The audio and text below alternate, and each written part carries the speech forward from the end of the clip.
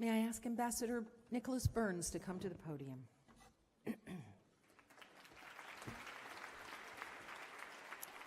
Mr. Chair, distinguished guests, faculty, students, parents, friends, it gives me great pleasure to introduce our third candidate for the degree of Doctor of Humane Letters honoris causa, Ambassador Nicolas Burns. Let me read your laudation. Ambassador Burns, parent of Sarah Burns, class of 2005, you cannot imagine the honor it is today to recognize your 30-year career in public service to the country of your birth, the United States, but also through your ambassadorial and diplomatic work and many thoughtfully and responsibly negotiated agreements to the world. You are a veteran of the U.S. Foreign Service who not only served as ambassador to NATO and to Greece, but also to the administrations on both sides of the political spectrum of three of our last presidents. You were a member of the National Security Council under Clinton, Undersecretary of State for Political Affairs during the Bush administration, and a member of John Kerry's Foreign Affairs Policy Board under Obama. You were the State Department's third-ranking official when you led negotiations on the U.S.-India Civil Nuclear Agreement, and you served as the lead U.S. negotiator on Iran's nuclear program. Today, you are a chaired professor and director of the Future of Diplomacy project at the John F. Kennedy School of Government at Harvard, where you teach young people who believe in the power of diplomacy to avert war, to think globally, to seat themselves in the chair of another, and to practice the critical art of negotiation in which both sides win. It is our honor to recognize your life's work as a public servant, a specialist in foreign relations and national security, an author and a teacher, but foremost and importantly for us, as an ethical, values-driven human being and global citizen.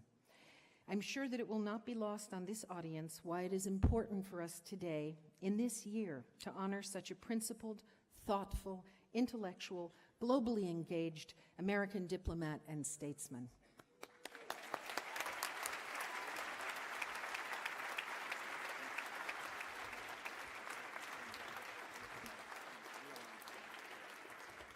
By the authority vested in me by the Board of Trustees, the American University of Paris, and with the recommendation of the faculty voting in assembly, I confer upon you the degree of Doctor of Humane Letters honoris causa with all the rights, privileges, and responsibilities thereunto appertaining.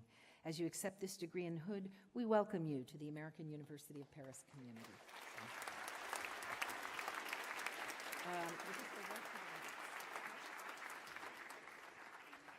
Ambassador Burns is now going to address the class of 2017.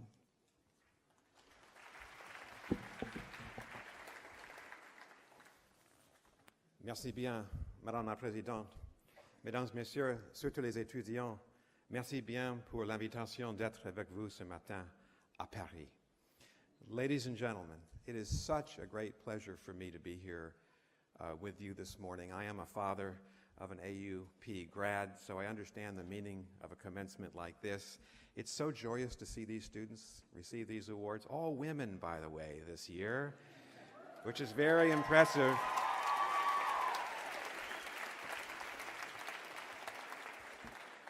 And I'm really honored to be in the Théâtre de Paris with you. To President Celeste Schenck, she's an extraordinary president and leader. Thank you for this invitation to be with you.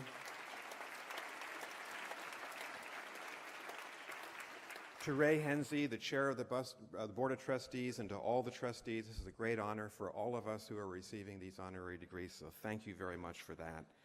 To Sultan Soud Al-Qasimi, whom we've met at Harvard last year, to Her Excellency Huda Ibrahim El-Khamis, these are two extraordinary people who are lifting up the Middle East. Congratulations on your honorary degrees this morning.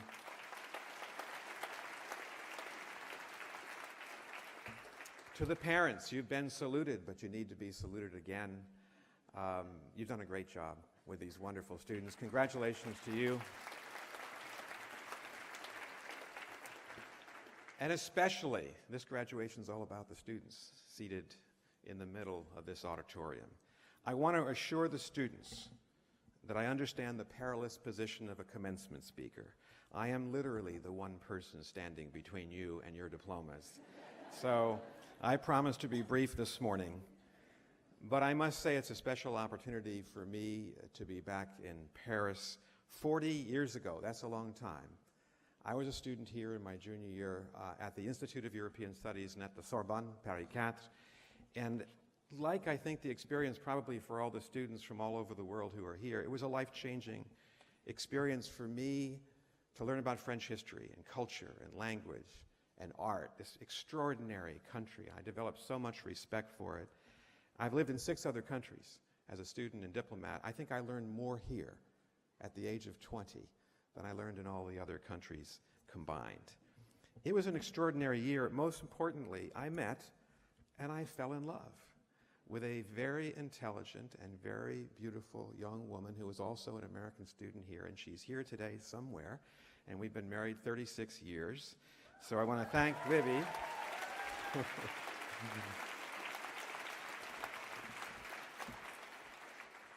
And ironically, our oldest daughter, Sarah, came here in 2002. She met her husband in Paris. We have 2 other daughters. So I think you know where I'm going with this.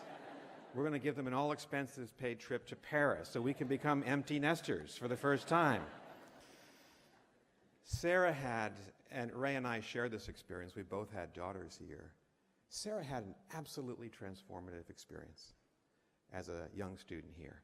And she sent Libby and I an email as we were taking off the other night, and she said, I want to tell you why this was so important to me. And she listed the following professors who had a big impact: Jim Bitterman, Susan Perry, Ann Mott, Jeff Gilbert, Nathalie Desbois, Paul Gott, and Hal Gardner. I think Hal is here this morning, as well as Susan. So as AUP parents, we really came to respect this institution and value it and understand its place in the world, and your president has just described it to you. You're a global university. There aren't many like you, and so you have a special mission, the faculty does, and the staff and the students, to continue this. And in my case as an American, there's a sense of pride, I think, for all of us who are Americans, that your founder, who was an American diplomat, Lloyd de Latimer, he fused in your university 2 traditions: the intellectual tradition of France with the intellectual tradition of the United States. And France, I must say, is our oldest and most constant friend in the United States. We wouldn't have had our revolution successfully made without the French at Yorktown. We have so much to congratulate and thank the French for this morning.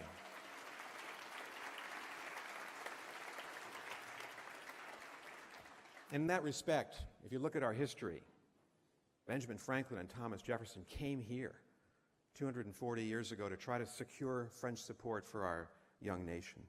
Some of our greatest artists and authors, James Fenimore Cooper, Samuel F.B. Morse, Mary Cassatt, Augustus St.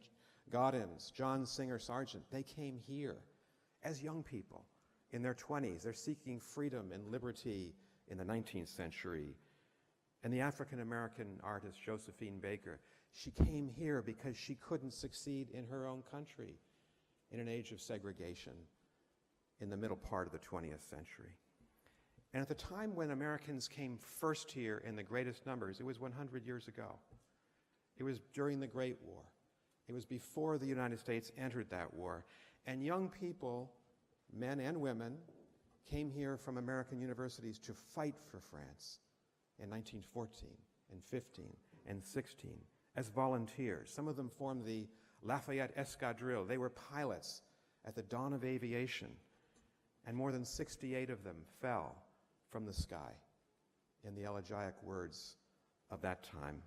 In the very first air battles in history, and the other day, Libby and I were just walking around not too far across the Seine from AUP and found this lovely memorial to them that had been put up many decades ago to all these young people who came because they felt a union with France and the values, the democratic values of France. It was a beautiful thing to see. And for me, your university is truly special because you're the permanent link here in France between the French and American peoples. You've been in existence 55 years. Your roots are planted very deeply into French soil. Your limbs and leaves are intertwined with the great traditions of both countries. I learned a very important lesson when I was an American diplomat overseas, an American ambassador in Greece and NATO. Our embassies and consulates among all of our countries are very important in forming tight relations between governments. But it's often our private institutions that find a way to have the deepest connections between countries. And I think that's the role of the American University of Paris, not just between our two countries, but among 100 countries, because that's the group of students that you represent. Your president reminded you of this searching question that Lloyd de Latimer asked when he founded your university: how do we transcend the bounds of narrow nationalisms? That's the question of your generation in a globalized world. And you've answered it, and you're answering it, because in addition to English and French, you speak 86 languages, I believe. You're from 110 countries. You are the perfect expression of our globalized world.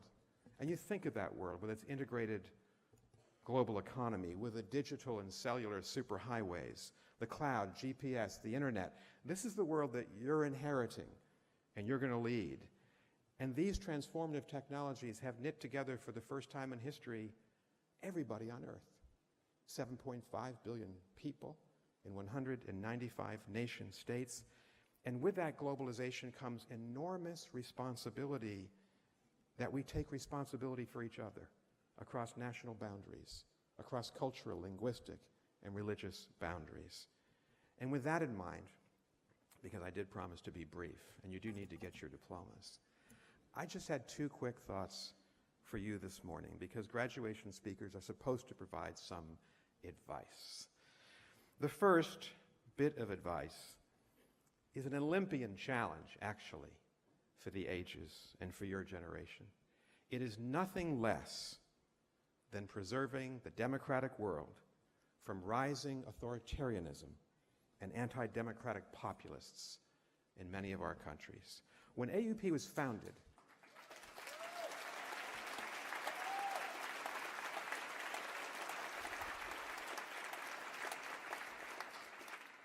when your university was founded, there was no question what the transatlantic community stood for. Democracy, human rights and human freedom, free trade and free speech. NATO existed to defend democratic peoples against communism. The common market and the European Union existed to end the historical animosity and warfare between France and Germany. We assumed in those years, when we were younger, that democracy was secure. But the defining events of your 4 years at the American University have been anything but, because we've seen major challenges to democracy, our democratic way of life, not just in Europe and North America, but around the world. Consider the following: Vladimir Putin's aggression in Ukraine, as well as Georgia, the rise of an authoritarian government in Turkey, the Brexit vote in the United Kingdom, the awakening of narrow nationalist spirits across Europe. The most dangerous of these may be the return of the far right in its most powerful form in Europe since the 1930s. Viktor Orban in Hungary, Geert Wilders in the Netherlands, Alternative for Deutschland in Germany, the extremist government in Poland, the Golden Dawn fascist party in Greece, and most notably Le Front National, Marine Le Pen, here in France. I don't need to remind you about how powerful these forces are. They're organized, they're well-funded, some have support from Moscow. They could, if not challenged at the ballot box, and especially in the hearts and minds of Europeans, change Europe, change the United States and Canada, change the world if we're not careful. It was a populist party that offered the utter disaster of Brexit in the United Kingdom. It was a populist leader in my own country, Donald Trump, who unleashed the cynical politics of division between black and white, Christian and Muslim, rural and urban, in order just to gain power in the White House. As he arrives in Europe this week, he is the very first American president in 7 decades to cast doubt on the central building blocks of the transatlantic world, the European Union and NATO. He holds high the banner of an America First movement, Of course, every president from the United States or France or Spain or Germany or elsewhere must have her country's or his country's welfare come first. That's only natural. But if America first means shutting down trade agreements, diminishing our alliances, closing our doors to immigrants and refugees, and demonizing the press and an independent judiciary, then it will deny the very history and core values and principles upon which our country was founded, with the help of France 240 years ago.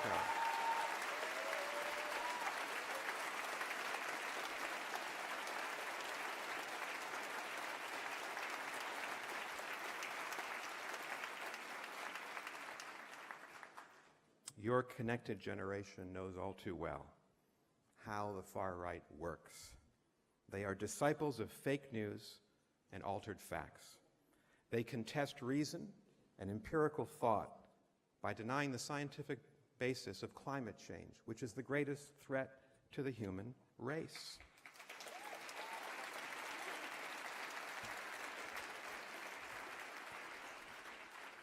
Their pernicious ally, Russia, has interfered in the French elections, the American elections, and is currently interfering in the German elections.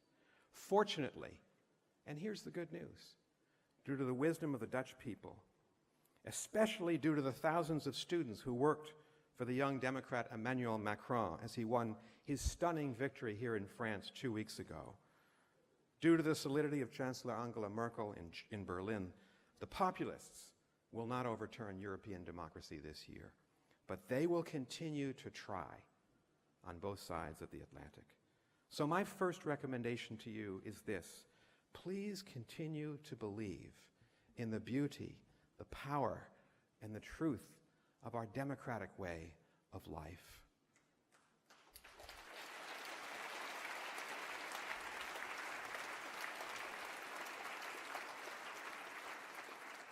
Defend it from the hate-filled ideologies of the far right and their assault on our liberties, and especially this morning as we receive this tragic news from Manchester, defend it as well from the despicable terrorists who murdered innocent people last evening.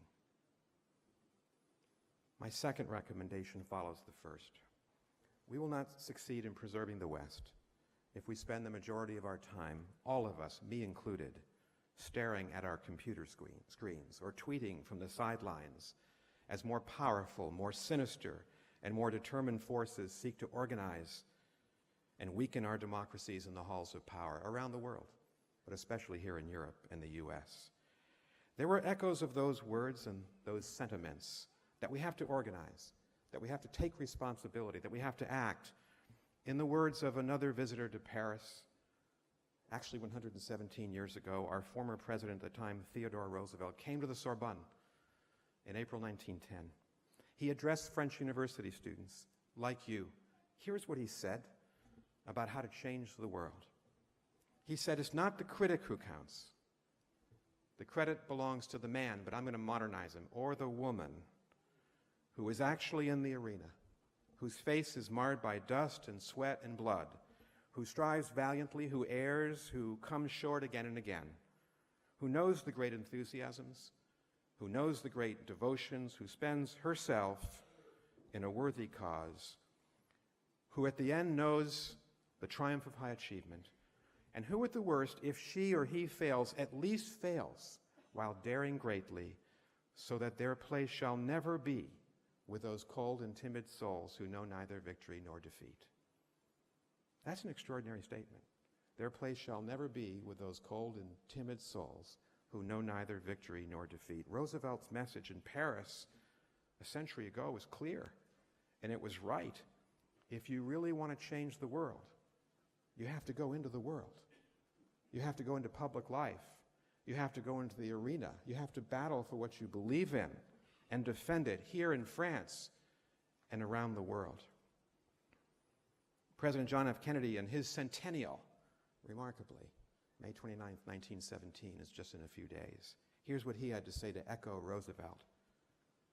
"One person can make a difference, and everyone should try." So that's my advice to you on this very beautiful and hopeful morning.